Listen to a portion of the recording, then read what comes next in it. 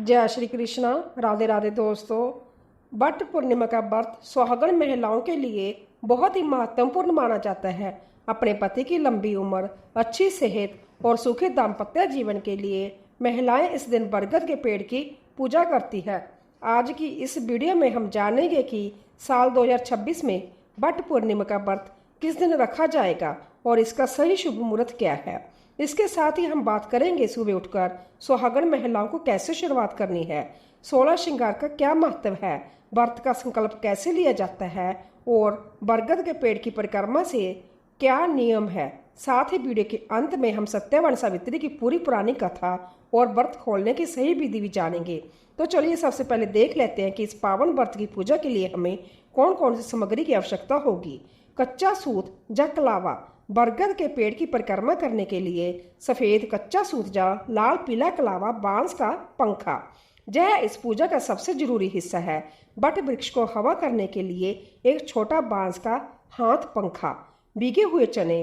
पूजा से एक रात पहले काले चनों को पानी में भिगोकर रख दें। जल का लोटा, तांबे या पित्तल के लोटे में शुद्ध जल और थोड़ा सा गंगा जल, रोली, चंदन, कुमकुम और अक्षत, बिना टूटे हुए चावल, तिल और अर्पण के लिए धूप, दीप और माचिस, शुद्ध घी या तिल के तेल का दीपक और अगरबत्ती। ताजे फल, विशेष रूप से आम, खरबूजा या कोई भी मौसमी फल, मिठवाई या पकवान, घर में बने हुए पुए, गुलगुले या बाजार की शुद्ध मिठाई, सुहाग की सामग्री, माँ गौरी और बट वृक्ष को चढ़ाने के लिए सिंदूर, बिंदी, चूड़ियाँ, मेहंदी और अलता, दक्षिणा और दान के कपड़े किसी ब्राह्मण या सुहागन महिला को देने के लिए। शुभ मुहूर्त और समय। साल 2026 में बट पूर्णिमा का व्रत 29 जून दिन सोमवार को रखा जाएगा। आइए इसका शुभ मुहूर्त भी जान लेते हैं। पूर्णिमा तिथि की शुरुआत 28 जून को दोपहर 2:40 पर होगी और इसका समापन 29 जून को दोपहर 1:23 पर होगा। हिंदू धर्म में उदय तिथि का महत्व होता है, इसीलिए यह व्रत और पूजा 29 जून सोमवार को ही की जाएगी। सुबह की शुरुआत और 16 श्रृंगार। बट पूर्णिमा के दिन सुबह की शुरुआत बहुत ही पवित्र तरीके से होती है। इस दिन सुहागन महिलाओं को सूर्योदय से पहले यानी ब्रह्म मुहूर्त में उठना चाहिए।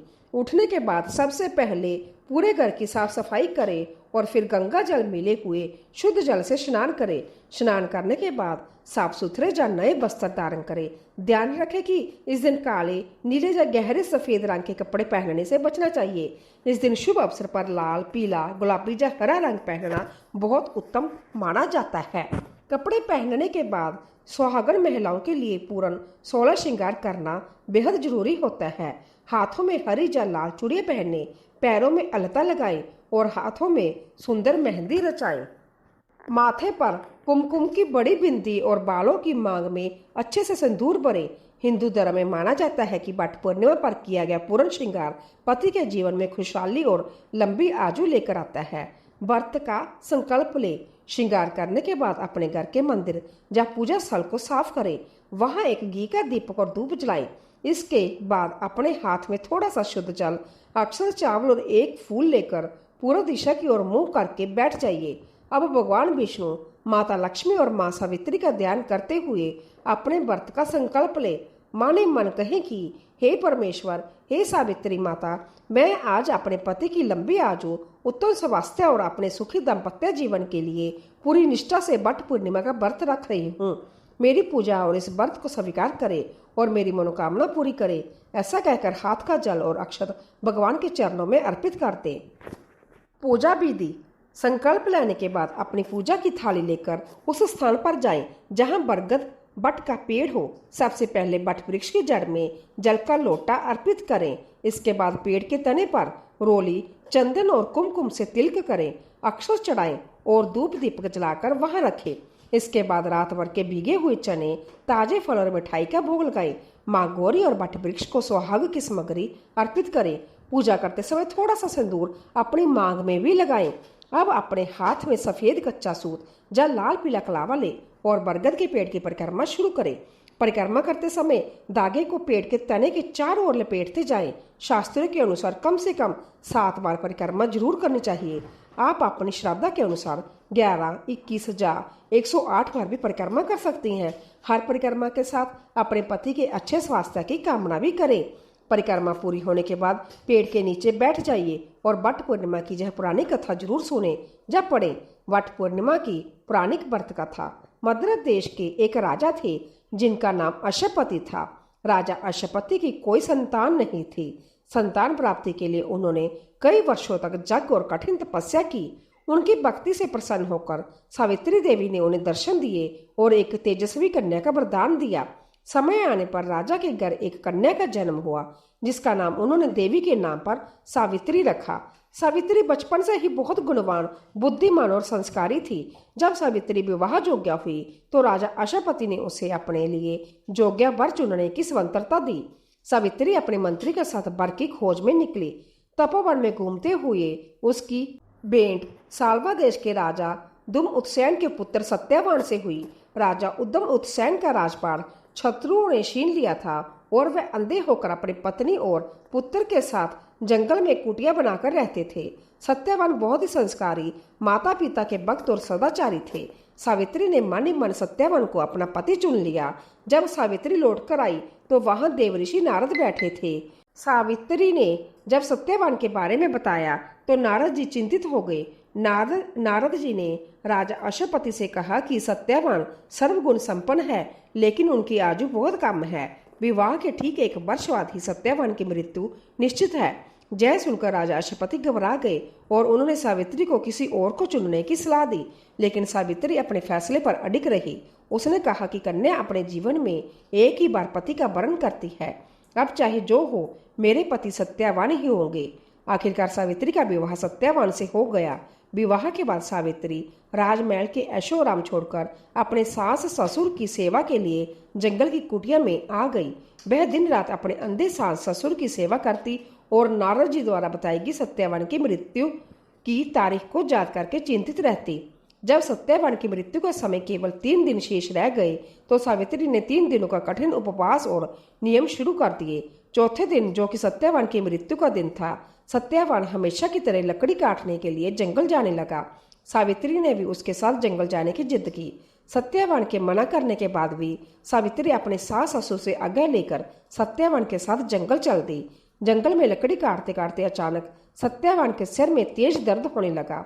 वह व्याकुल हो गया। सावित्री ने उसे एक बरगद बट के पेड़ के नीचे लिटा दिया और उसका सिर अपनी गोद में रख लिया। कुछ ही क्षणों में वह साक्षात जमराज प्रकट हुए जो सत्यवान के प्राण लेने आए थे। जमराज ने सत्यवान के शरीर से उसके प्राण जीव आत्मा को निकाला और दक्षिण दिशा की ओर चलने लगे। सावित्री भी जमराज के पीछे पीछे चल पड़ी। जमराज ने उसे पीछे आते देख कहा कि हे पतिव्रता नारी, मृत व्यक्ति के पीछे केवल यही तक आया जा सकता है, अब तुम लौट जाओ। सावित्री ने कहा कि जहाँ मेरे पति जाएंगे वहां जाना मेरा धर्म है, पति के बिना मेरा जीवन व्यर्थ है।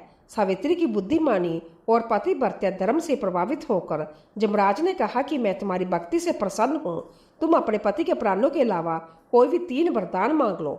सावित्री ने पहले वरदान में अपने अंधे सास ससुर की आंखों की रोशनी मांगी। जमराज ने कहा तथास्तु। फिर सावित्री ने दूसरे वरदान में अपने ससुर को खोया हुआ राजपाट वापस मांगा। जमराज ने कहा तथास्तु। अब तीसरे वरदान की बारी थी। सावित्री ने बड़ी चतुराई से कहा कि प्रभु, मुझे 100 पुत्रों की माता बनने का वरदान दीजिए। जमराज ने बिना सोचे समझे कह दिया तथास्तु। वरदान देने के बाद जब जमराज आगे बढ़े तो सावित्री ने मुस्कुराते हुए कहा कि हे धर्मराज, आपने मुझे 100 पुत्रों की माता बनने का वरदान तो दे दिया, लेकिन मेरे पति के प्राण तो आप अपने साथ ले जा रहे हैं। एक पतिव्रता नारी अपने पति के बिना संतान को कैसे जन्म दे सकती है? आपका यह वरदान पति के बिना अधूरा रहेगा। जमराज को अपनी भूल का एहसास हुआ। वह सावित्री की चतुर बुद्धि और अगाध प्रेम के सामने हार गए। जमराज ने सत्यवान के प्राणों को मुक्त कर दिया और अंतर्धान हो गए। सावित्री तुरंत उसी बरगद के पेड़ के पास लौटी जहां सत्यवान का मृत शरीर पड़ा था। जैसे ही उसने सत्यवान का सिर फिर से अपनी गोद में लिया, सत्यवान के शरीर में चेतना लौट आई और वह जीवित हो गया। उधर उसके सास ससुर की आंखें ठीक हो गई और उनका राजपाट भी वापस मिल गया। तभी से सुहागन महिलाएं बरगद के पेड़ की पूजा करती है और यह कथा सुनती है, क्योंकि इसी वृक्ष के नीचे सावित्री ने अपने पति के प्राण वापस पाए थे। व्रत का समापन और पारण। कथा पूरी होने के बाद जो बांस का पक्खा आप साथ लाई हैं, उससे बट वृक्ष को हवा जले, पूजा पूर्ण रूप से संपन्न होने के बाद वह बांस का पंखा, भीगे हुए चने, फलदान के कपड़े और कुछ दक्षिणा किसी सुहागन महिला या ब्राह्मणी को आदर पूर्वक दान करे। इसके बाद घर आकर अपने पति के और घर के सभी बुजुर्गों के पैर छूकर आशीर्वाद ले। शाम की आरती या पूजा के बाद बरगद के पेड़ का एक छोटा सा नया कोमल पत्ता, कोपल और 11 भीगे हुए चने पानी के साथ बिना चबाए सीधे निकलकर व्रत का पालन किया जाता है। इसके बाद आप शुद्ध सात्विक भोजन ग्रहण कर सकते हैं।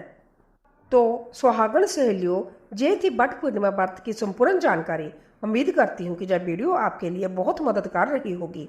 अगर आपको यह जानकारी अच्छी लगी हो तो इस वीडियो को लाइक करें और अपनी सहेलियों व परिवार की महिलाओं के साथ शेयर जरूर करें।